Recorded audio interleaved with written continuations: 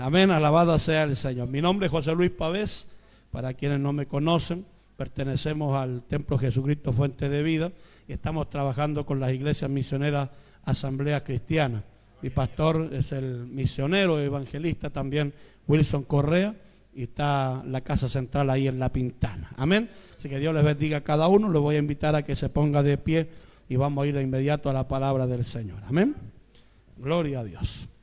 Y vamos a leer la primera carta de Pablo a los tesalonicenses, capítulo 4, vamos a leer desde el versículo 13 en adelante.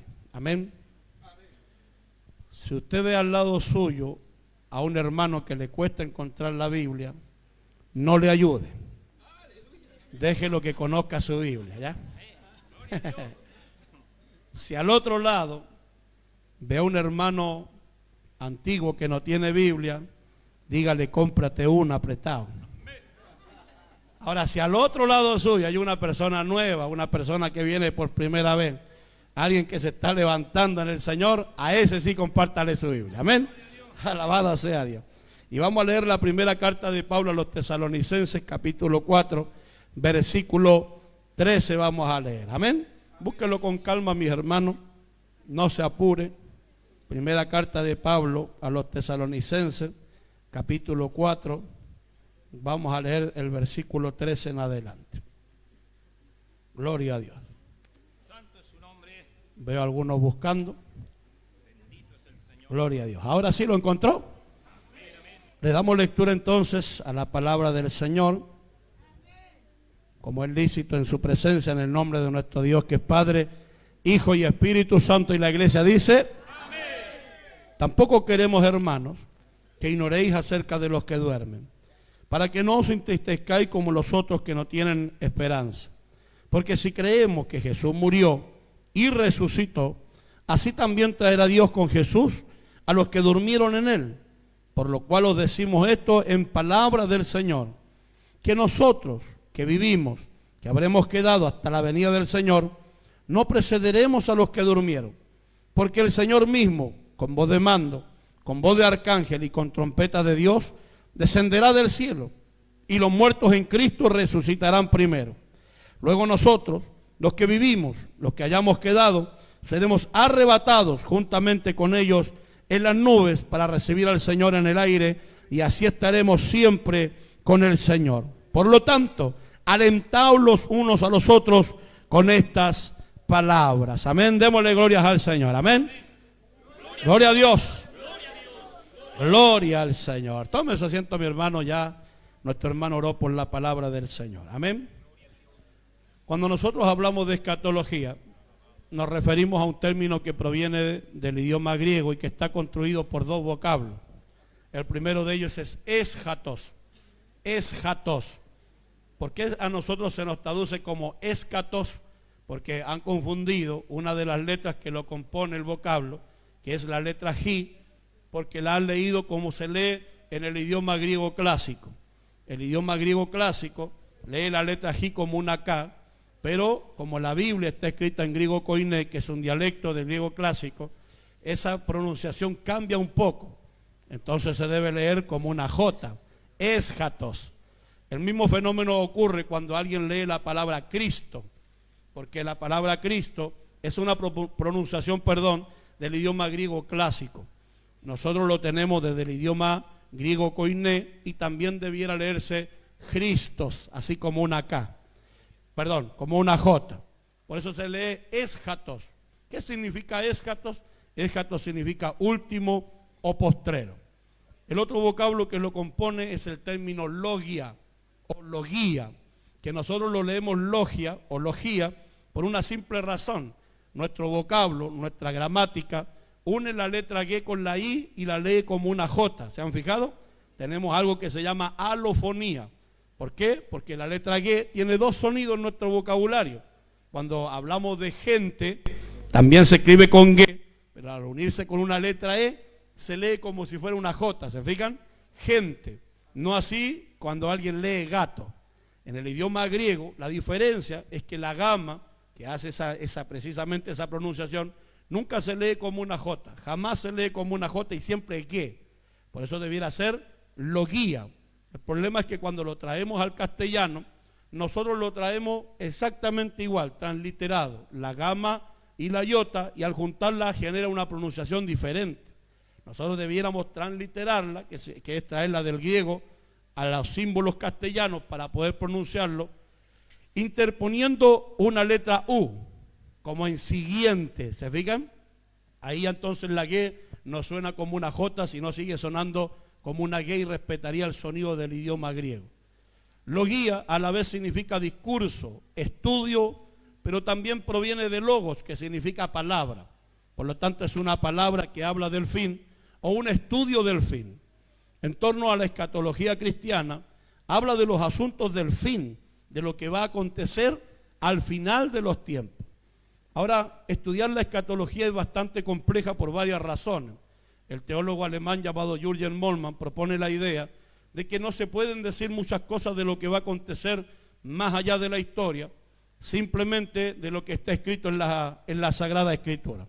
¿Por qué razón? Porque muchas de las cosas que van a acontecer sobrepasan nuestra misma historia. Por lo tanto, a la mayoría de los escatólogos le queda nada más que hacer lo que los expertos llaman teología especulativa. ¿Qué significaría la teología especulativa?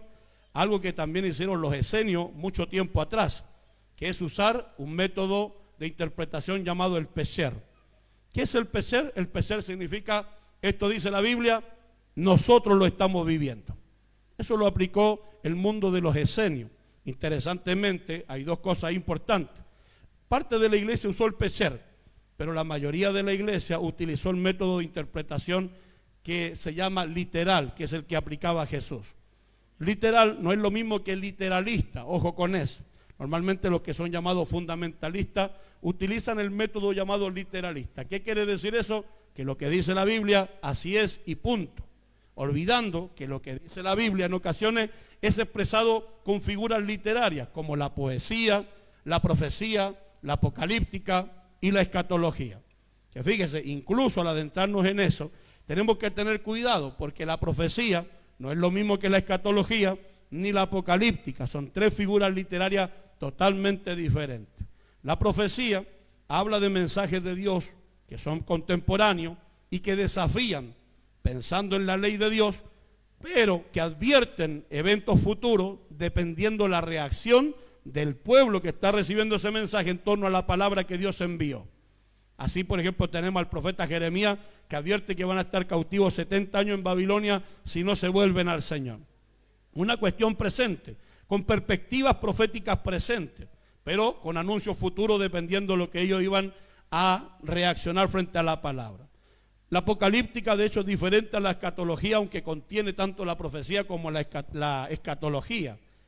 Porque como género literario, de hecho por eso aparece así en Apocalipsis, habla del pasado, del presente y del futuro. Por eso en el capítulo 1 de Apocalipsis usted va a encontrar palabras como yo soy el alfa y la omega, que en el pensamiento de Juan, que es un judío, está apelando a la alef y la tab, que es la primera letra y la última letra del alfabeto hebreo. ¿Por qué piensa de esa manera? Porque él es el que inicia la historia y el que terminará la historia, alabado sea Dios. Pero también se le ordena a Juan de esta manera: escribe las cosas que ha visto, las que eran, las que son y las que serán. ¿Se da cuenta? Porque esa es parte de la apocalíptica, narra todo el suceso histórico del pasado, el presente y el futuro. Ahora, ese futuro en ocasiones está bastante distanciado de nosotros. Pequeños vislumbres quedaron registrados en el libro del Apocalipsis, pero es bastante difícil. ¿Por qué digo eso? Porque a lo largo de la historia hemos escuchado la escatología y las personas que tratan de descifrar estos eventos finales y normalmente usan lo que yo les comenté que aplicaban los esenios, que es el pesher. ¿Qué es el pesher? Decir, esto lo estamos viviendo ahora. Y es bastante complicado porque con el tiempo, fíjense una cosa, hemos criticado nosotros a los testigos de Jehová, porque los testigos de Jehová en 1914 dijeron que Cristo iba a venir y no vino. Lo mismo hicieron los adventistas en 1844. Ellos dijeron que Cristo iba a venir y tampoco vino. Y nosotros nos jactamos. De hecho, a mí me llama mucho la atención cómo es que la gente sigue por montón el mundo de los testigos de Jehová y el mundo de los ¿Se recuerdan cuando salió recién el código de barra? ¿Qué decía la gente? El código de barra es la marca La Bestia. Y más atrasito dijeron, el carnet es la marca La Bestia. ¿Cuántos de ustedes tienen el carnet? A ver. Están todos marcados por La Bestia, Dios les ayude. Bueno, hace poco tuvimos el tema de la pandemia, ¿cierto? Y todos decían que la vacuna Pfizer era la marca La Bestia. Por eso algunos se pusieron 2 nomás, para que la tercera era el tercer 6, ¿ves? Ya tengo 2 6 nomás, me voy igual. Por eso es que hacer escatología es bastante difícil.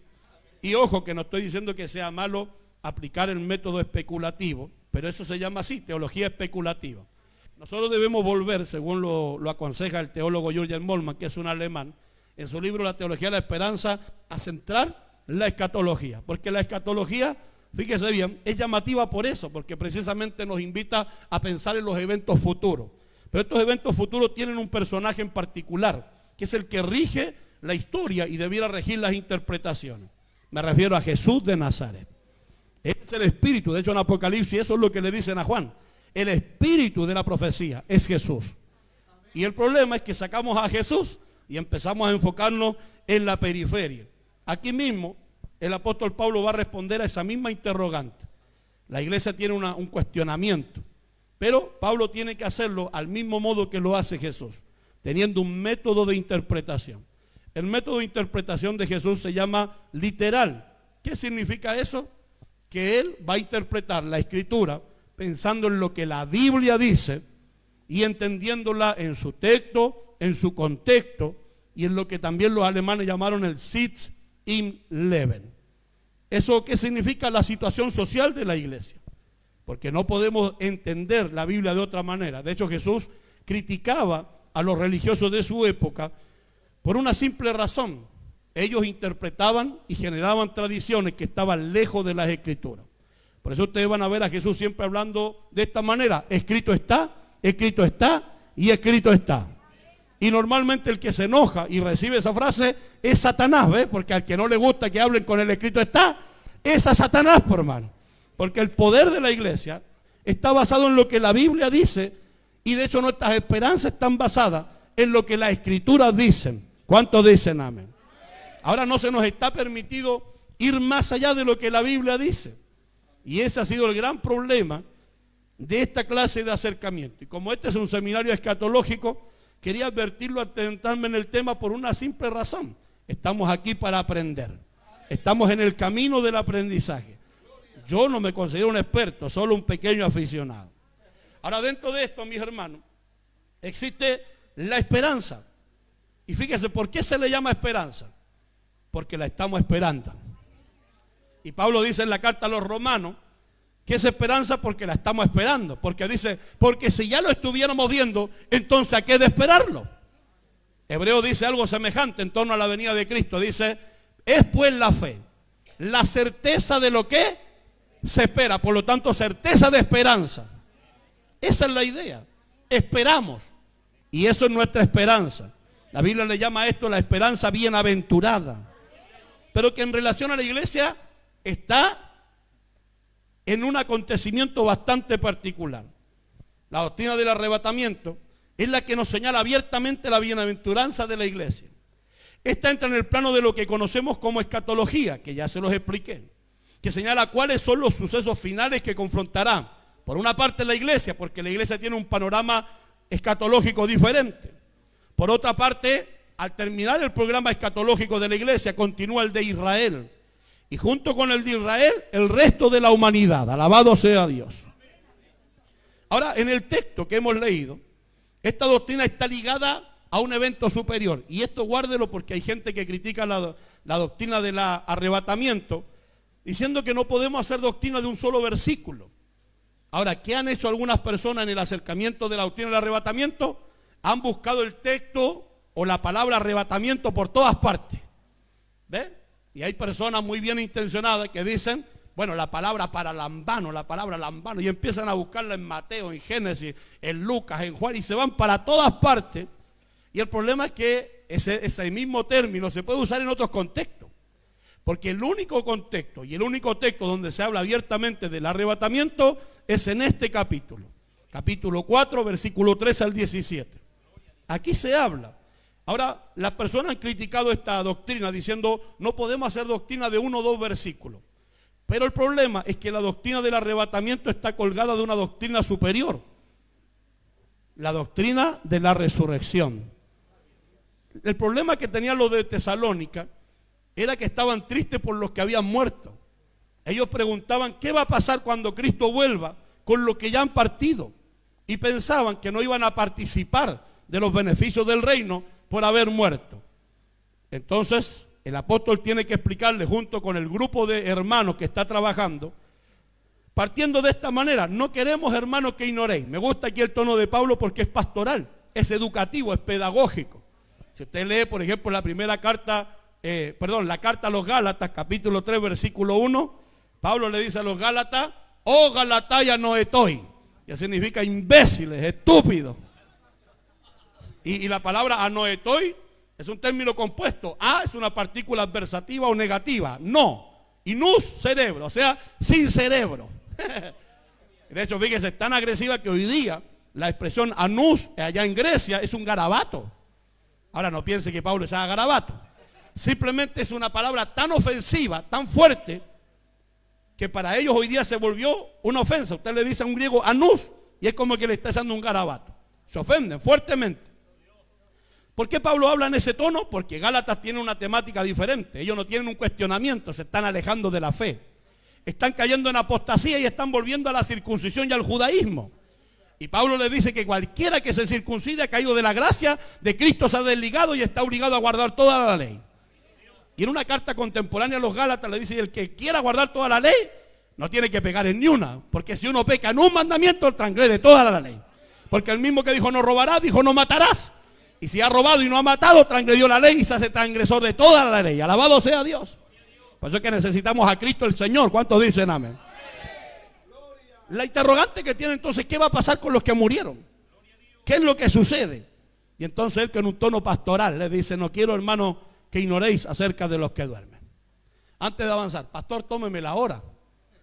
Ya, usted dígame no, pero hágame así, mire, cuando yo llegue una hora, usted se para y me grita: Faraón. ¿Ya? Porque se acuerda que cuando Moisés fue a Faraón, dijo: Faraón, deja ir a mi pueblo. Pues ahí yo voy a saber que tengo que terminar de predicar, ¿ya?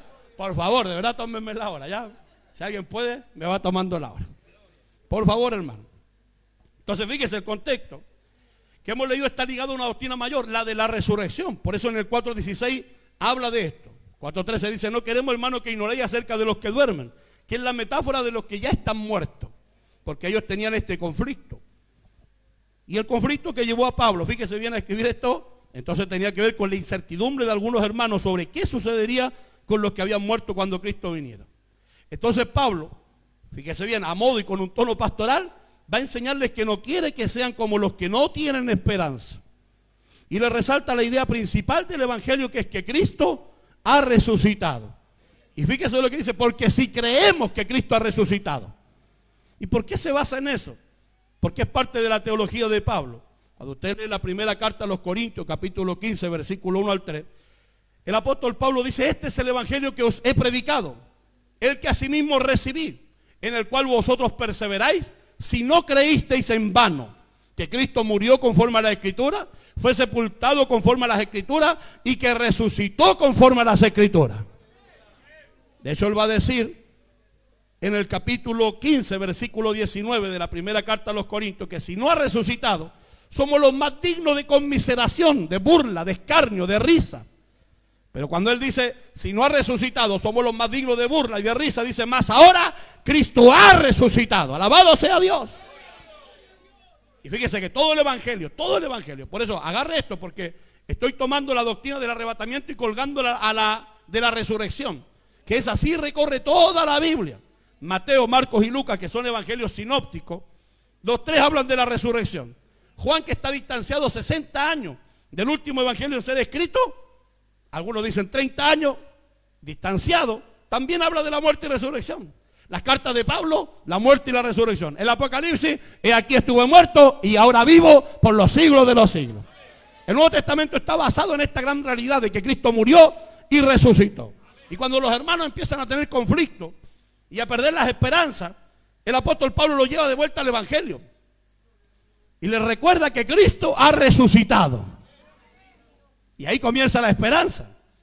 Porque con eso ya les está diciendo que si Cristo resucitó, no se preocupen de los que mueren. Y fíjese, por eso usa esta metáfora, la metáfora del que está durmiendo. Porque los que están en Cristo no mueren. Él lo dijo. El que cree en mí, aunque esté muerto, vivirá. Alabado sea Dios. Ahora fíjese, esto debiera ser esperanzador para nosotros. Porque si hay algo que le asusta a la gente, es la muerte. Pero para el creyente no hay muerte, solo un pequeño descanso en el camino. Alabado sea Dios. Entonces Pablo, a modo de pastor, les va a resaltar la idea principal del Evangelio, que es que Cristo ha resucitado, para señalarle que asimismo los que murieron en Cristo serán levantados. Por eso además el texto griego va a usar la expresión autos jokirios, que en la misma frase, el mismo Señor.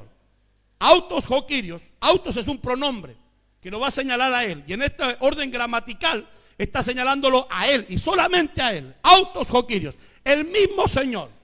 Y fíjese qué interesante porque es el mismo Señor que ¿qué? Que dos cosas, el mismo que resucitó y el mismo que va a volver. Alabado sea Dios. Porque esa es la idea. Cristo resucitó, ¿usted lo cree? Ese mismo va a resucitar a los muertos. Alabado sea Dios.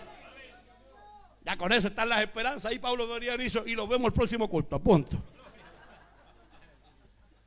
Porque cuando las personas entran a tener temor de la muerte, deben volver a recordar que el centro de todo lo que creemos, de hecho la causa por la que estamos reunidos aquí, es porque nuestro Señor pudo vencer a la muerte. Alabado sea Dios. Y si la venció Él, en Él nosotros también viviremos. Alabado sea Dios. Esa es la esperanza que tenemos. Autojoquirios significa el mismo Señor, para mencionar que el mismo que venció la muerte y resucitó, será quien resucita a los que duermen y arrebate a los que aún están vivos. Esta idea además la encontramos en la primera carta a los Corintios, capítulo 15, versículo 23. Cuando se le llama a Cristo primicias de los que durmieron. Ahora normalmente nosotros vemos el concepto de primicia y pensamos que es el primero, porque lo tratamos de asemejar de inmediato. Pero el término griego ahí, primicia, apunta a una celebración, a una fiesta que se lleva a cabo según el libro del Éxodo, y que asegura, fíjese bien, que 50 días después, exactamente en el día de Pentecostés, la cosecha primera no se va a perder. ¿Cuándo se celebraba esa fiesta? Esa fiesta se celebraba el 16 de Nisan. Se llamaba la fiesta de las primicias. Por eso dice así, primicia de los que durmieron. ¿Se dan cuenta? Ahora, ¿qué pasaba en la fiesta de las primicias? Las personas que cosechaban la cebada, que es una planta parecida al trigo, ellos la cosechaban, la llevaban delante del sacerdote atada en manojo, la mecían delante del sacerdote, y eso se llamaba ofrenda mecida. Esa ofrenda aseguraba que 50 días después, es por eso que aparece la fiesta de Pentecostés. Los judíos no le llaman Pentecostés, le llaman Hag Matan Torah, que es la fiesta en la que ellos conmemoran la entrega de la ley. Pero nosotros tenemos un resignificado de esa fiesta porque 50 días después del 16, fíjese bien, de Nisan, nosotros también sufrimos un suceso histórico importante. Eso se encuentra en Hechos capítulo 2, el Pentecostés, donde el Espíritu Santo de Dios desciende sobre todos los creyentes en Jesús el Cristo. Fíjese bien, ordenemos un poco la historia. Jesús muere el 14 de Nisan, que es el día de la Pascua. Es sepultado el 15 de Nisan, que es el día de los panes sin levadura. Y el 16 de Nisan resucita de entre los muertos. Por eso es llamado por Pablo la primicia. Porque Él tiene que ser ofrecido delante de Dios. Su muerte y resurrección es ofrecida delante de Dios. No me toquen, no he subido aún a mi Padre. ¿Lo recuerdan? Pero cuando Él sube y vuelve, es entonces cuando anuncia que va a venir sobre ellos la prerrogativa mesiánica y va a descender el Espíritu Santo. Ahora Pablo dice que ninguno que no tenga el Espíritu es de Él. ¿Por qué? Porque fíjese, esa es la manera en la que los primeros frutos son sellados. 50 días después, la cosecha que no se va a perder es sellada con el poder del Espíritu Santo. Por eso Pablo dice que ninguno que no tenga el Espíritu puede ser de Él, porque los frutos de Dios tienen la llenura. ¿Cuántos dicen amén? Y si usted no la tiene, llénese, hermano. Alabado sea Dios. ¿Cuándo se celebra eso? El 6 de Sivan. El día 6 de Sivan, que es precisamente el día donde desciende el Pentecostés. La primicia, que quiere decir el día en que resucitó Jesús, asegura a los que reciben el Espíritu. Y eso es lo que está diciendo Pablo. Primicia de los que durmieron. Él no es el primero, Él es el seguro de los que tarde o temprano, cuando Él vuelva, resucitarán. Alabado sea Dios. Por eso fíjense, Pablo cita la esperanza eclesiástica. Si creemos que Él resucitó, entonces resucitaremos con Él. Él traerá consigo a los que han muerto en Él. Alabado sea el Señor. Por eso cuando le llama primicia de los que durmieron, está apuntando a esta fiesta que se celebra 50 días antes de Pentecostés. Y servía para asegurar delante de Dios que el resto de la cosecha no se perdería. Lo maravilloso de esto es que 50 días después, en Pentecostés, la cosecha asegurada fue sellada por el Espíritu Santo. ¿Ha sido usted sellado por el Espíritu Santo? Si no, procure ser sella. Procure ser sello. El Salmo 126, versículo 6, dice: irá andando y llorando el que lleva la gavilla. ¿Cierto? Perdón, la semilla. Mas volverá a venir con regocijo trayendo ¿qué? Su gavilla, el seguro de la cosecha. Es en este contexto esperanzador que se va a incluir la doctrina del arrebatamiento. Por lo tanto, cuando alguien les diga a ustedes el arrebatamiento se habla solo en 2 versículos bíblicos, usted dígale no, porque está colgado de la resurrección, y la resurrección se habla en todo el Nuevo Testamento. Alabado sea el Señor. En este contexto esperanzador se va a incluir entonces la doctrina del arrebatamiento, donde ahora los creyentes vivos son considerados dentro de esta esperanza bienaventurada, ya que si bien no serán resucitados porque no han muerto, sufrirán la misma transformación del cuerpo que vivirán los que resuciten, preparándose así para recibir juntamente los que resucitaron y los que están vivos al Señor en el aire, y así estaremos para siempre con el Señor. ¿No se goza? Me gozo yo solo, ¿no, hermano? Porque yo anhelo su venida. Alabado sea Dios. La primera carta a los Corintios, capítulo 15, versículo 51, dice que en el cielo no puede entrar carne ni sangre. Por lo tanto, en ese mismo momento de la resurrección y el arrebatamiento de la iglesia, seremos transformados de este cuerpo mortal al inmortal, de este cuerpo corruptible al incorruptible, de este pecaminoso a uno santo. Y entonces se dirá: sorbida en la muerte en victoria. ¿Dónde está, oh muerte, tu aguijón? Alabado sea Dios. Y eso es lo que dice 1 Tesalonicenses 4:17. Así estaremos para siempre con el Señor. Ahora, la palabra arrebatamiento que encontramos en esta perícopa inicial, en griego se lee harpagesomeza. Repítala conmigo: harpagesomeza. Para que se la aprenda. Harpagesomeza, la última como una Z española. Harpagesomeza. La mayoría lo conoce como harpazo, ¿no? Pero harpazo es la raíz de la palabra. La palabra es harpagesomeza. ¿Y por qué es importante leerla de esta manera? Porque cuando se analiza morfológicamente, es decir, la palabra se analiza, tiene cualidades que nos ayudan. Fíjese, hace unos días atrás escuchaba a un filólogo catedrático de Madrid decir que Pablo pensaba que en su época se iba a ir. ¿Han escuchado alguna vez? Pablo pensaba que el arrebatamiento iba a ser en su época y se equivocó. La Biblia se equivocó. Pero el solo hecho de ser harpagesomeza, esa S que aparece antes de la O, convierte un verbo griego en futuro. Entonces Pablo no está hablando de que ahora nos vamos a ir. Si Pablo hubiera pensado que él se iba a ir, hubiera hablado posiblemente en presente. Él está hablando con esa S en medio, convirtiendo el verbo en futuro. Por eso no dice ahora nos van a arrebatar, sino dice seremos arrebatados. Pablo sabe que esa esperanza está hacia adelante, sabe que va a ser futuro porque el verbo está en futuro. Harpagesomesa está en futuro. Pablo sabía que iban a arrebatarlo, pero no en esa época, que iba a ser algo futuro. Alabado sea Dios.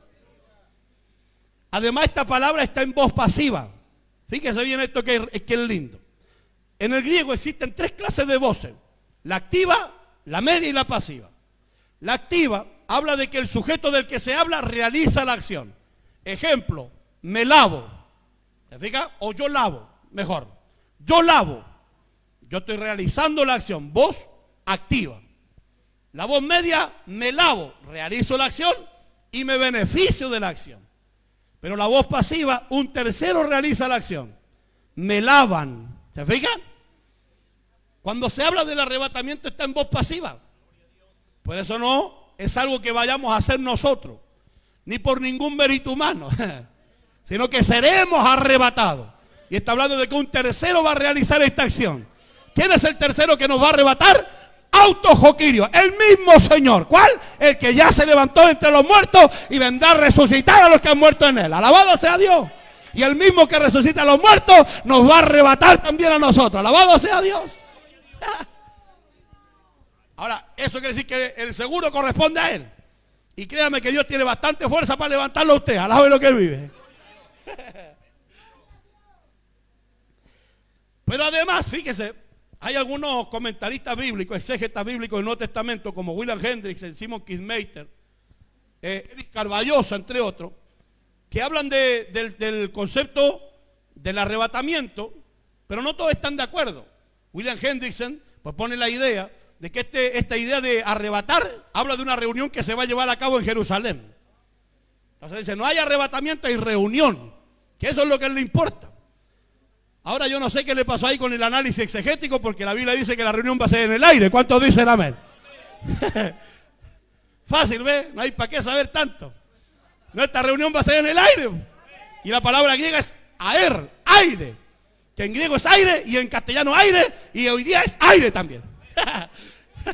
Y normalmente se utiliza para los cielos, por eso traduce así. Nuestra reunión será con el Señor en los cielos. Alabado sea Dios.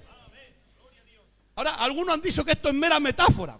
Ahora, ¿cuál es el problema que sea mera metáfora? Que la palabra harpagesomesa está también en modo indicativo. No veo a nadie tomando apuntadas 3 y 4. Los demás vean el YouTube para la otra. Tiene que traer un lapicito y un cuaderno usted, por mano, si es seminario bíblico. Algunos trajeron ni la Biblia, lo que ya. Pero vamos así. Vamos a hablarle a los que se van a ir en el rapto. Vamos. Discúlpeme, hermano. Fíjese, está en modo indicativo. ¿Qué significa que esté en modo indicativo? En el idioma griego, cuando alguien usa un modo indicativo para usar un verbo, está hablando de una realidad. Nunca se utiliza el modo indicativo para hablar de algo que es falso o que es una posibilidad. El griego tiene, fíjese bien, el subjuntivo para hablar de posibilidades. Un subjuntivo en la Biblia. Si es posible, pasa de mí esta copa. ¿Ve? Una posibilidad. Ahora esos subjuntivos pueden ser posibles o no posibles. Es decir, que en ese texto se debiera traducir algo así. Ya que no es posible que pase de mí esta copa, hágase tu voluntad, Señor. Pero el texto tiene subjuntivo. Fíjese, el que tenga oídos para oír, que oiga. ¿Ahora no les parece ilógico eso? El que tenga oídos para oír, que oiga, ¿qué va a hacer? El que tenga oídos, póngase a hablar, si el oído es para oír. Pero esa idea es resaltar el concepto de poder excusar como una posibilidad. Es decir, el que tenga oído, trate de entender. Eso dice el texto. Ven, trate de entender. Pero cuando es indicativo, se habla de una realidad. Siempre el indicativo se va a usar para una realidad. Y lo interesante es que harpagesomesa está en modo indicativo. Por lo tanto, es una realidad. ¿Qué quiere decir esto? Que el escritor, cuando lo está dejando registrado, no está pensando en que esto es una posibilidad. Sabe que va a ser un evento futuro, pero un evento real. Alabado sea Dios. Y más que Pablo, aquí tenemos que pensar en lo que el Espíritu Santo quiere transmitirnos, porque nosotros consideramos que la Biblia es la palabra de Dios y ha sido inspirada por Dios. Y Dios nos está diciendo con esta frase, harpagesomesa, varias cosas interesantes. Pronto vendré, porque es un suceso futuro. Yo mismo los voy a ir a buscar, porque serán arrebatados. Y esto es una realidad y no se debe cuestionar. Alabado sea Dios. ¿Se dan cuenta? Ahora, esta idea de harpagesomesa también ha sido traducida como quitar de golpe, sacar con la fuerza o levantar lo que es propio. Y si bien las dos primeras descripciones son negativas, solo son negativas porque es metafórico. Y su uso es para señalar la idea presentada por Pedro cuando nos menciona que la venida del Señor será como ladrón de noche. Segunda carta de Pedro, capítulo 3, versículo 10. Pero el aspecto positivo apunta que solo viene por lo que le pertenece. Él vendrá por su esposa, Mateo capítulo 25. Y no solo cualquier esposa, la esposa que lo esté esperando. ¿Cuántos dicen amén? ¿Lo está esperando usted, mi hermano? Alabado sea Dios. O como dice la primera carta a los Corintios 15, 23, por lo suyo. Lo suyo. Cristo primicia de los que durmieron, luego los que son de Él. Es decir, que el que va a ser arrebatado son los que son de Él. ¿Cuántos dicen amén? Ahora, este arrebatamiento va a marcar el fin de la historia de la iglesia. No se pierda de eso. Porque aquí hay otra mezcla que ocurre en ocasiones. Y perdónenme que haga esto porque lo hago para enseñar. Mi intención jamás va a ser ridiculizar a nadie. Ya se lo dije, soy solo un aficionado todavía. Pero noto en ocasiones que la gente mezcla las señales de la segunda venida con el arrebatamiento y empezamos a hacer una mezcla de ideas que nos confunden un poco porque decimos, bueno, ¿cuándo va a venir el Señor? ¿Ven? Pero todas estas manifestaciones apocalípticas que se mencionan en Mateo 24, Marcos 11, 13, Apocalipsis, tienen que ver con un proceso posterior al arrebatamiento de la iglesia. Posterior al arrebatamiento. Por lo tanto, nosotros no debemos esperar ninguna señal. Debemos estar listos porque en un abrir y cerrar de ojos vendrá el Señor. ¿Cuántos dicen amén?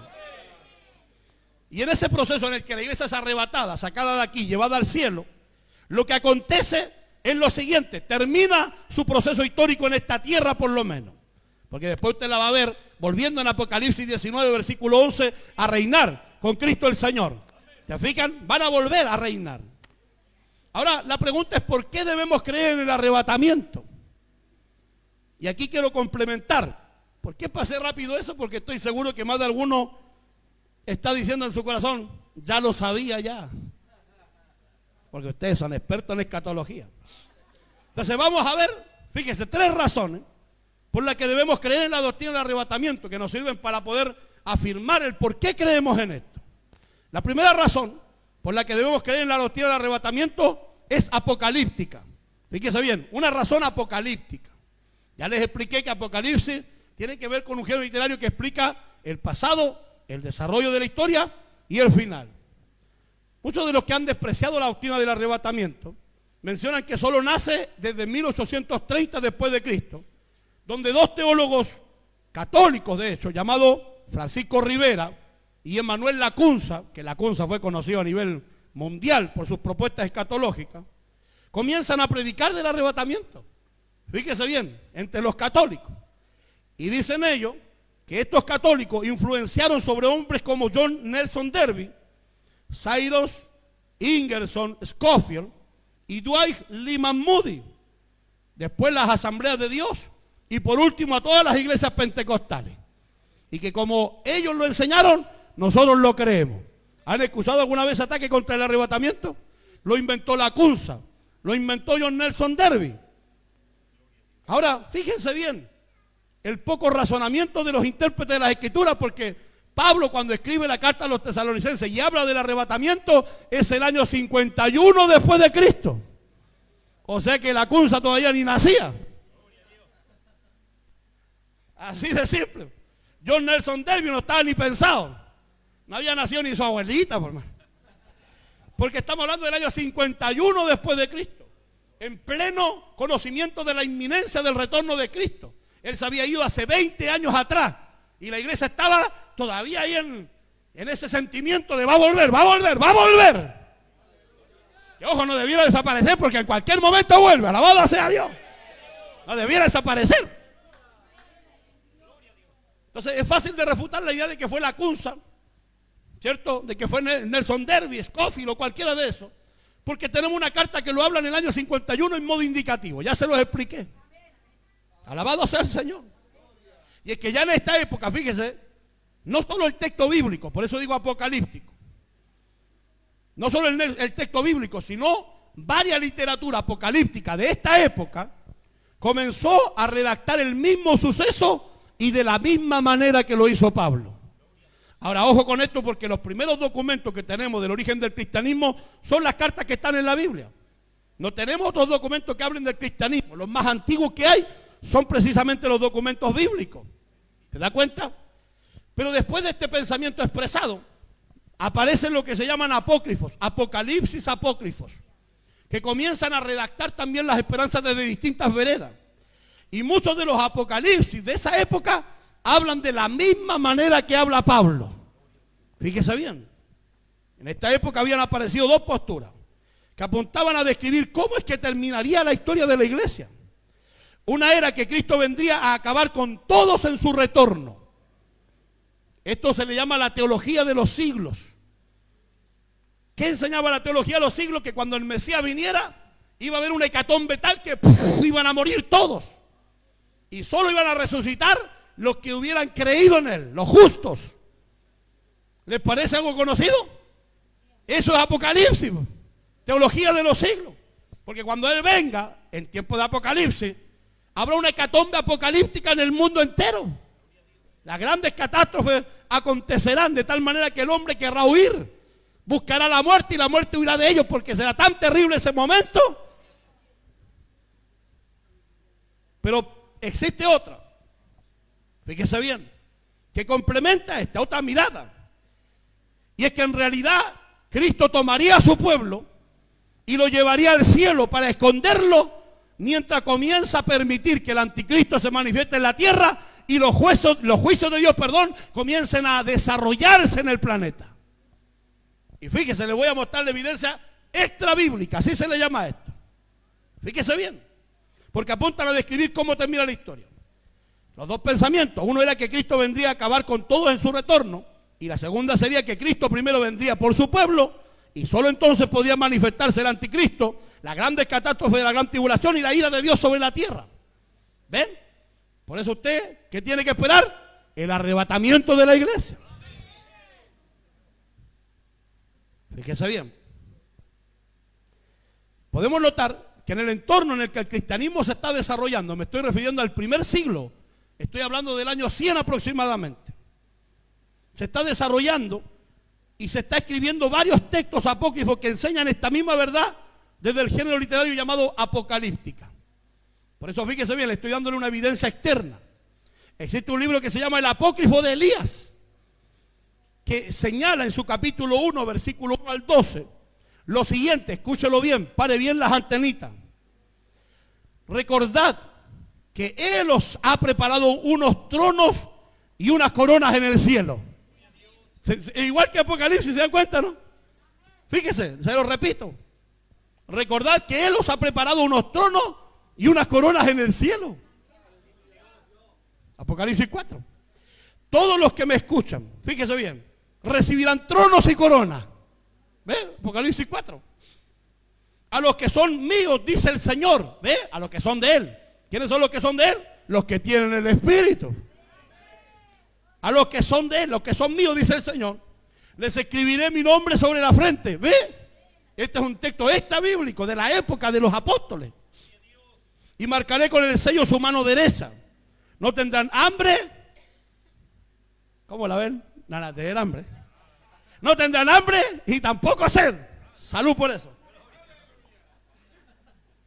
El Hijo, fíjese bien, aquí mire, fíjese, una vez que esto pasa, dice así: el Hijo de la iniquidad no tendrá poder sobre ellos.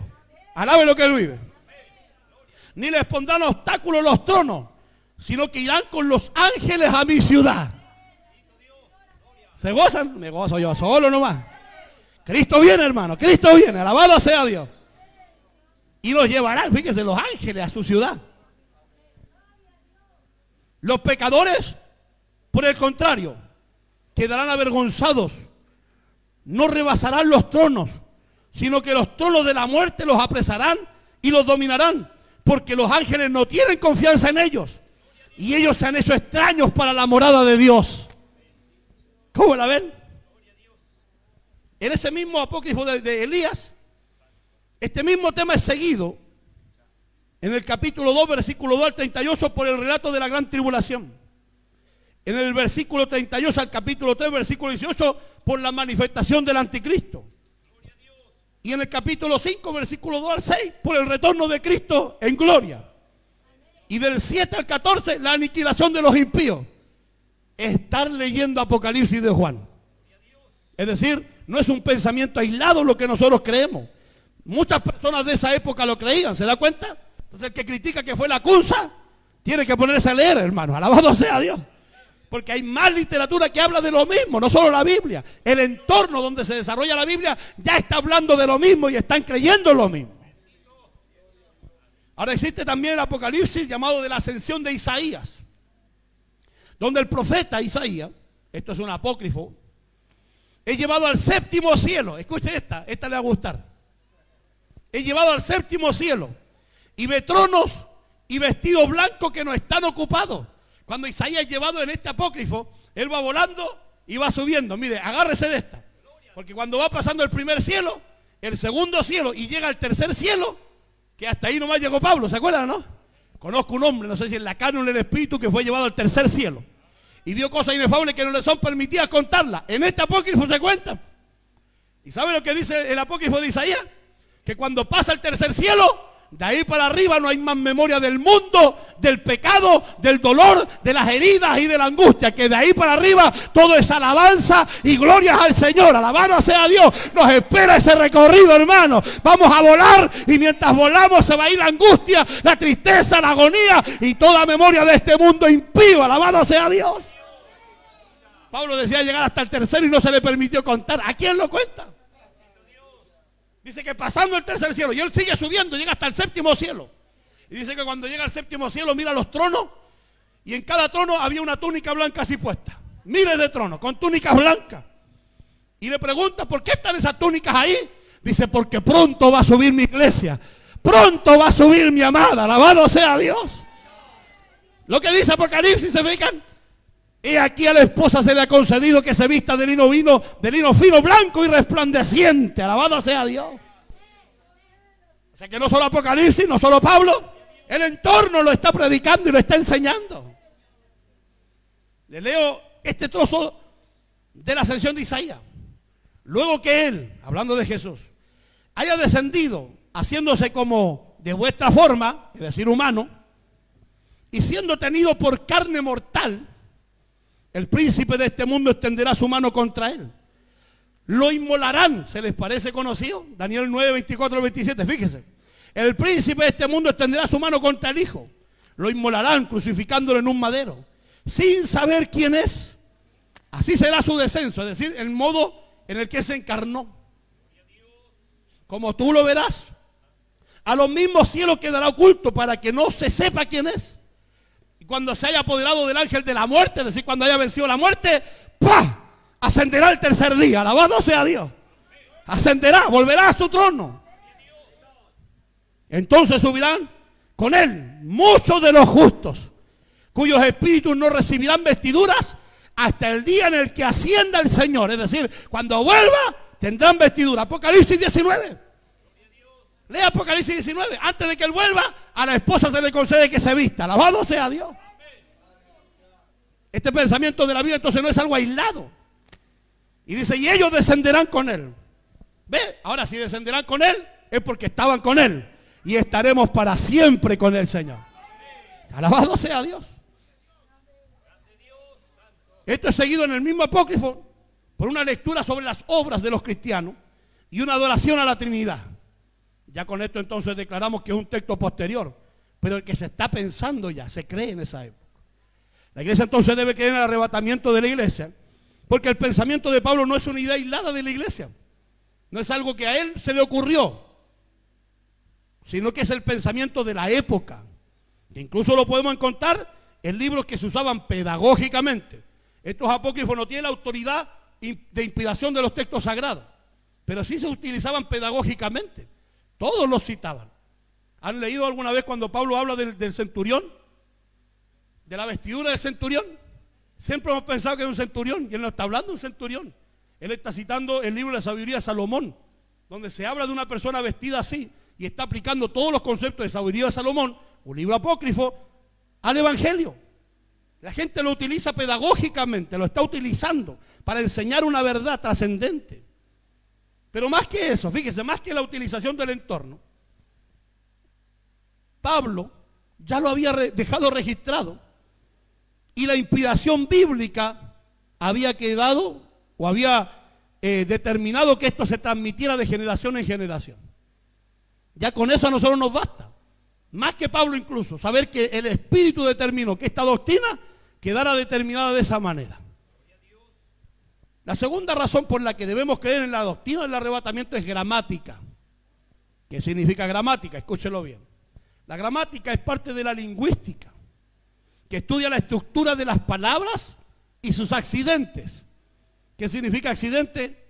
Que eso con un artículo, no por mal, que se van modificando, que tienen cambios, mutaciones, y que esos cambios y combinaciones van transmitiendo un mensaje, así como la manera en la que se combinan para formar oraciones.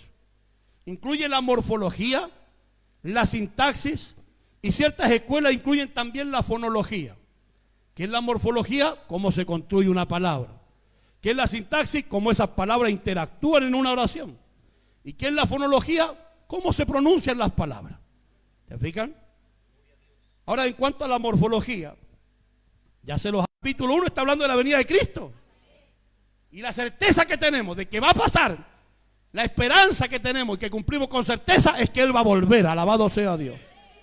¿Cuánto? No lo sabemos, pero lo estamos esperando. Alabado sea Dios. De aquí que se vincula entonces a la esperanza. Además está en voz pasiva, ya se lo dije. ¿Qué significaba la voz pasiva? Muy bien, una tercera persona realiza la acción sobre el sujeto. ¿Quién es este sujeto? Jotiautos Joquirios, el mismo Señor. ¿Cuál mismo? El mismo que resucitó, el mismo que va a volver con voz de arcángel, con trompeta de Dios, el mismo que descenderá del cielo, el mismo que resucitará a los muertos, ese mismo arrebatará a la iglesia. Alabado sea Dios. Jotiautos Joquirios, el mismo Señor. Y por último, recuérdenlo, se encontraba en modo indicativo. ¿Qué significaba modo indicativo? Una realidad, no se cuestiona. Por lo tanto, Pablo tiene en su cabeza que esto es un hecho real, que va a pasar sí o sí. Alabado sea Dios.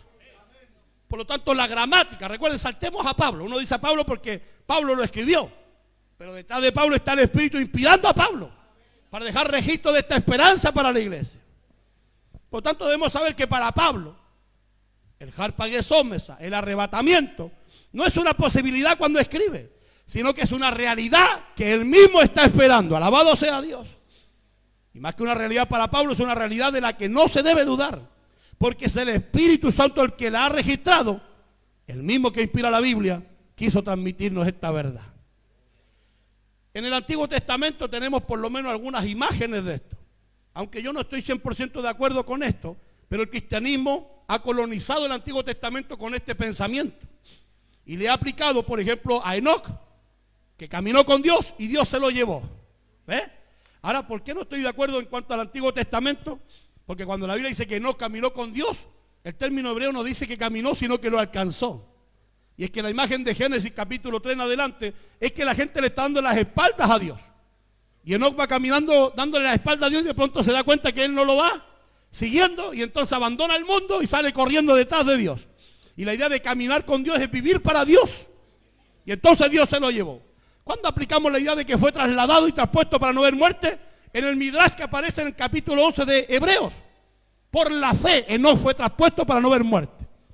Y entonces ahí lo colonizamos, transmitimos el mismo pensamiento hacia el pasado. Y entendemos que Enoc, fíjese, esto es lindo, porque Enoc, que es representante de los gentiles, los no judíos, también sufrió el mismo acontecimiento. Por lo tanto, esto no es solo para los judíos, sino también para los gentiles, para todo aquel que el Señor nuestro Dios llamare. Alabado sea Dios. Génesis 5:24, Hebreos capítulo 11. Tenemos por otro lado, y este sí es acertado, porque hasta el día de hoy los judíos lo creen. ¿Cuánto llevo, pastor? Faraón, no, todavía no, ya. Acuérdense, 5 minutos, no, la hago de mal. Entonces cuando nosotros... me llevo 5 ya. Estamos en la máquina del tiempo, hermano. Fíjese bien. Tenemos por otro lado una representación que esto sí lo cree el judío hasta el día de hoy. Al profeta Elías, Eliyahu Hanabí, que cada Shabbat lo invocan. Los judíos le cantan a Elías, ¿sabía usted? ya, Eliyahu, ya, Hagiladi, Hagila, ya, y le cantan. ¿Para qué le cantan? Para que venga a tomar vino con ellos. Le cantan porque cuando se celebra Shabbat se ponen copas de vino. Y entonces ellos están cantando al profeta Hagiladi, Hatisbi, para que venga a tomar vino. Usted no se va a poner a celebrar Shabbat ahora.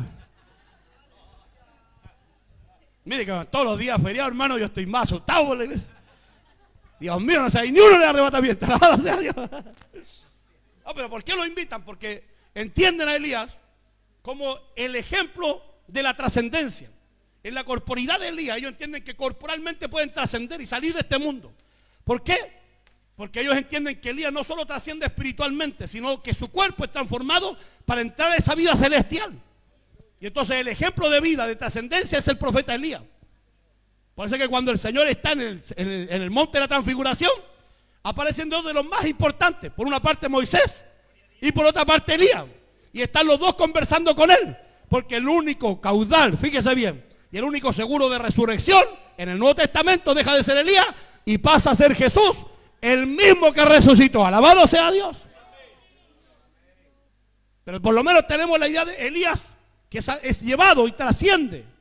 Los judíos lo entienden así. Elías es el ejemplo de la vida eterna. Es la posibilidad y la esperanza de que alguien puede trascender y ser quitado de esta tierra. Pero el Nuevo Testamento centra todo eso en la persona de Jesús. Porque para nosotros ni Enoc ni Elías es caudal de esperanza, sino solo Cristo el Señor. Alabado sea Dios. Solo Cristo, hermano. Alabado sea Dios. Solo Cristo. Porque Cristo...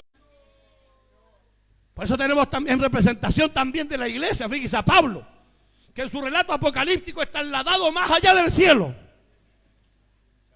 ¿Y qué decir a Juan en Apocalipsis? Que como apocalíptico es invitado en representación de la iglesia a subir. La palabra ahí de una puerta abierta me gusta porque lo traduce mal el castellano. He aquí vi una puerta abierta. Otra vez está en pasiva. He aquí me abrieron una puerta. Así debiera leerlo. He aquí abrieron una puerta. Y cuando abrió la puerta, él escuchó: sube acá. Alabado sea Dios. Porque el que va a abrir la puerta es el Señor. Alabado sea Dios. Auto Joquirio, el mismo. Alabado sea Dios. El que estaba adorando aquí, un día abrirá la puerta y nos dirá: sube acá. Alabado sea su nombre. A su nombre. Ya nos vamos. Alabado sea Dios. Esperanza bienaventurada. La iglesia debe saber entonces que la gramática, que el texto bíblico, lo puse en el centro para que sea el corazón. Me falta uno. Deme 5 minutos más. Perdóneme, mi hermano Cristian. Que ha sido, fíjese, cuidada cautelosamente por el Espíritu Santo. La gramática, el texto bíblico, el texto más importante para nosotros, lo dice clarito. Para dejarnos registro escrito de sus verdades.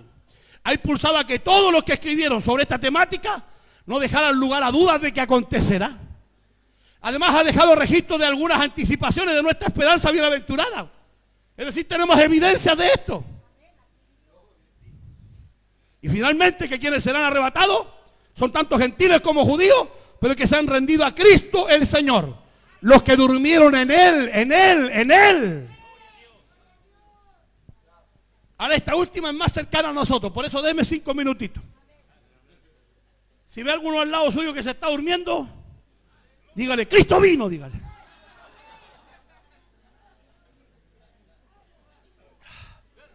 Si hay más agua, tráigame nomás, que yo tomo agua hasta que me flotan los ojos, hermano. Fíjese bien. La tercera razón, fíjese. Se ríe mi hermana. Fíjese, la tercera razón por la que debemos creer en la doctrina del arrebatamiento, esta va a ser más cercana a nosotros. Aquí no se me pierda. Es empírica.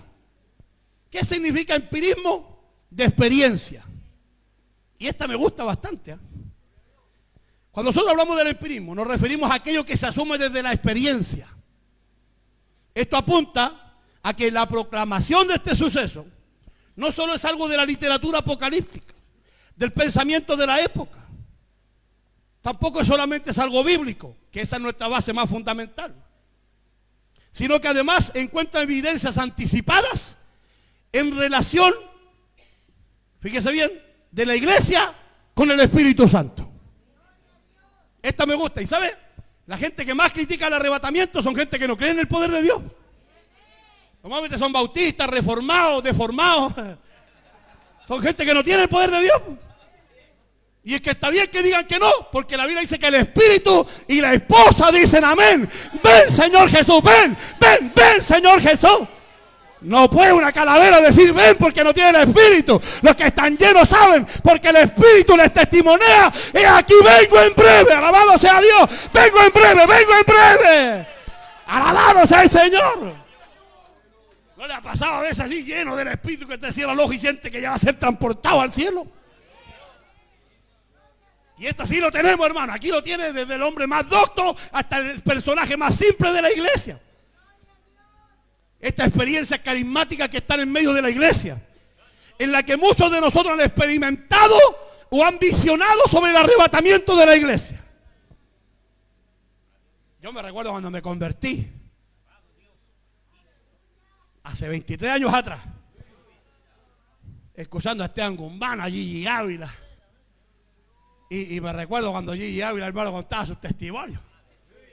Aleluya. Y yo decía, y este viejito vio la venida de Cristo. Y yo no soñaba ni con un poroto. Y entonces empezamos a buscar del Señor. Ahora fíjese que justo en ese momento me recuerdo, yo un día llegó una hermana. Se había metido 15 días de oración y ayuno, donde yo nací. 15 días de oración y ayuno, 15. Hágase esa. Que algunos están pensando en el asado ya. Tengo 4 empanadas en la casa para entregar el ayuno. ¿Sabe? Si usted quiere saber que esto realmente se con Dios. Y sabe que fue tanta la presencia de Dios en un momento que ella empezó a sentir el pánico de que se había quedado. Y salió corriendo a la iglesia a buscar al obispo. Porque en medio que corría, ella veía a la gente volar. Ser arrebatada. Ahora fíjense, quien les está predicando hoy día, por años fue un testigo de Jehová. Yo fui testigo de Jehová. No le había costado. Partamos de nuevo entonces. Yo fui testigo de Jehová. Yo me congregaba en el Salón del Reino del Trébol. ¿Alguno conoce Gran Avenida con Santa Clara? Si usted se mete por ahí, mira a mano izquierda, hay un Salón del Reino, se llama el Trébol. Pasa a preguntar por ahí y diga, ¿conoce a José Pavel? A no echarlo a palo. Porque después que me convertí fui y les prediqué a todos, desde el anciano hasta el último hermano. Y después cuando pasaba por mi casa predicando, yo salía a predicarle, alabado sea Dios. Y correteaba a los testigos de Jehová hasta que se iban de la casa, predicándole que Cristo venía, alabado sea Dios. Alabado sea Dios. Sí, mi anciano se llamaba Benito. ¿Estamos grabando, pastor? No, para mandarle saludos, digo yo. Estamos grabando ya, saludos a Benito. Ese era mi anciano. Y fíjense que ellos no creen en esto. Entonces cuando yo me convertí al Señor, una de las cosas que empecé a cuestionar era esto. Y hubo un momento, porque cuando Dios me llamó a mí, lo primero que hizo fue salir a mi encuentro. Como yo era un testigo de Jehová, Él me tuvo que salir a encuentro radicalmente. A mí se me apareció. Y cuando Él puso su mano sobre mi cabeza, yo caí rendido. Y ese mismo día yo acepté al Señor. Ese mismo día. Otro día le voy a contar el testimonio. Pero ese mismo día caí rendido al Señor. Y empecé a buscar. Y me recuerdo que la primera pregunta que hice fue, hermano, ¿de qué libro aprenden esas lenguas que hablan ustedes que no entiendo ni una cuestión? Dije yo. Vive Dios que hablo verdad, vive Dios que hablo verdad. Porque el que me ganó a mí para el Señor, trabajaba conmigo, entonces dije, ¿de dónde? No entiendo nada de lo que hablan ustedes. Se larga a reírme, y como yo lo sabía todos los libros, porque leíamos los atalayas, los despertares, los libros, todo, lo leí todo, por mano. Y yo quería aprender la lengua de los libros, mire, que era ingenuo. Y hermano me dice, no, pues mi hijo, me dice, con esas palabras, esto tiene que enseñártelo el Espíritu Santo. Y empezamos a buscar al Espíritu Santo, y a los 2 meses Dios me bautizó. Y me levantó de la cama, imagínense, me levantó, y caí parado al lado de la cama, danzando, hablando lengua y profetizándole a mi familia. Y para levantar este animal, hermano, hay que sale. O sea, que había poder de Dios. ¿Cuántos dicen amén? Sí, imagínense. Y más encima yo duermo aquí y hay así un pedacito al lado. Si yo paso para allá me caigo al primer piso. Que mi casa es de 3 pisos. Y si pasaba para allá me caía. Y terminé danzando ahí y profetizándole a mi familia. Pero mientras voy avanzando en la experiencia con el Espíritu, empiezo a preguntarle al Señor. Me levantaba todas las mañanas, de 2 a 5 de la mañana, de 2 a 5 de la mañana, puro preguntar, Señor, lo mismo que no sabía, ahora lo sé. Pablo dijo que ibas a venir y no viniste. Ahora, sé que esto es algo futuro, pero vas a venir en esta época, ¿no? ¿Estamos cerca realmente al arrebatamiento? Porque si no vienes pronto, era mi humilde oración. Si no vienes pronto, decía yo, entonces estamos mintiéndole a la gente, advirtiéndole que vienes pronto y tú no vienes todavía. Y bajaba de 3 a 5 horas, de 3 a 5 horas, vamos ahí. Después empecé de 2 a 7 horas, de 2 a 7 horas, me iba extendiendo en la oración. Respóndame, ¿viene pronto? Y en un momento, hermano, vuelvo, porque oraba en el primer piso de la casa. Y yo dormía en el tercer piso, por si había que irse, me iba de los primeros. Y si no, me agarraba el que pasaba por el lado. Pero de que me iba, me iba. Y sabe que me voy y me acuesto. Vive Jehová que le hablo verdad. Y estoy seguro que muchos aquí han tenido experiencias así. Y en mi sencillez, sin saber la doctrina profunda, le pregunto, Señor, ¿viene o no viene? ¿Viene o no viene? Y de pronto me acuesto y me da por pararme. Me paro, bajo al segundo piso y empiezo a mirar por el segundo piso hacia afuera. Y empiezo a mirar y digo, qué lindo el amanecer. Lo que era a las 7 de la mañana. El amanecer, el problema es que no era el oriente, era allá el occidente. Y de pronto estoy viendo así algo resplandecer y digo, qué lindo el amanecer. Y de pronto me doy cuenta y digo, pero el sol no sale por allá. Vive Dios que no hablo verdad. Pero el sol no sale por allá. Y de repente empiezo a acusar la trompeta a sonar. ¡Pum! Y empiezo a sentir el poder de Dios, hermano, correr por mí así. Y de mi boca empieza a salir esta frase: este es el día que todo acaba. Cristo viene, este es el día. Y cuando empiezo a decir eso, por las casas empieza a flotar la gente y empieza a ser llevada al cielo. Y siento el poder de Dios y me empiezo a mirar y tenía las vestiduras blancas, tenía puestas. Y yo decía, este es el día, sí, Cristo viene. Y de pronto empecé a volar y salí por la ventana. Y cuando iba a la altura de los postes, ¡pah!, volví así. Estaba Dios mostrándome un éxtasis. Estaba en el Espíritu, porque el Espíritu y la novia dicen amén. Cristo viene. Abasoca Mahaya y Arroyazo Coama. Espíritu y la novia dicen amén. Amén. Cristo viene. A su nombre.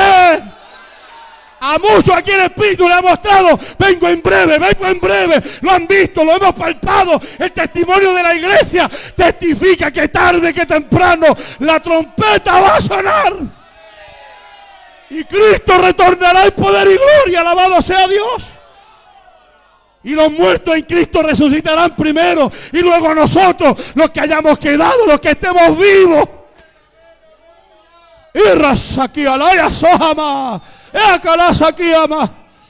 Seremos arrebatados y llevados. Pronto viene nuestro Señor, pronto viene el Salvador. Póngase de pie, hermano, vamos a alabar a Dios. Cristo viene. La iglesia tiene testimonios empíricos, lo han visto por años. Han experimentado su venida en el Espíritu. Lo contábamos, lo hablábamos, lo testimoniábamos, aleluya. El problema es que la iglesia se ha vaciado, alabado sea Dios, y ha dudado de este gran suceso escatológico. Pero Cristo está a punto de volver, alabado sea Dios. No es una falacia, no es una mentira, no es un cuento. Cristo va a venir, alabado sea Dios. Alabe a Dios por un momento, alabe a Dios. Alabe lo que Él viene, hermano, alabado sea Dios. Y recuerde lo que Dios le ha mostrado, alabado sea el Señor. Que muchos dentro de la iglesia lo han visto venir. Más de alguna vez contemplaron su gloria acercarse. Y declararon que esto era algo real, alabado sea Dios. Pero se han olvidado. El testimonio de la iglesia lo dice. Oh Dios de gloria. Oh Señor del cielo, oh Espíritu Santo de Dios, llena nuestra vida en esta hora, Señor. Y recuérdanos tu venida, oh Señor, porque el Espíritu dice a nuestra alma. Y la esposa dice, ven Señor, ven Señor Jesús. Apresúrate, oh Señor. Apresúrate, te esperamos, Señor. Ven, Señor de gloria, aleluya. Oh Rey de gloria.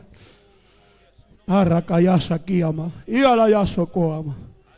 Oh Rey de alabanza. Vuelve a despertar a tu pueblo, Señor. Y a gritarle que tú vienes pronto, Señor. Gracias te damos, Padre. Alábelo, alábelo. Alabe a Dios, alábelo que Él viene, hermano. Pronto viene el Señor, aleluya. Padre, te damos gracias, Señor. Gracias por la palabra. Gracias por la enseñanza. Gracias por la promesa. Gracias por la esperanza bienaventurada. Gracias, Señor. Ayúdanos, Dios mío. Ayúdanos a estar atentos y alerta a tu esperanza. A no soltar la esperanza bienaventurada, Señor. Y ayúdanos a huir de la ira venidera, oh Dios.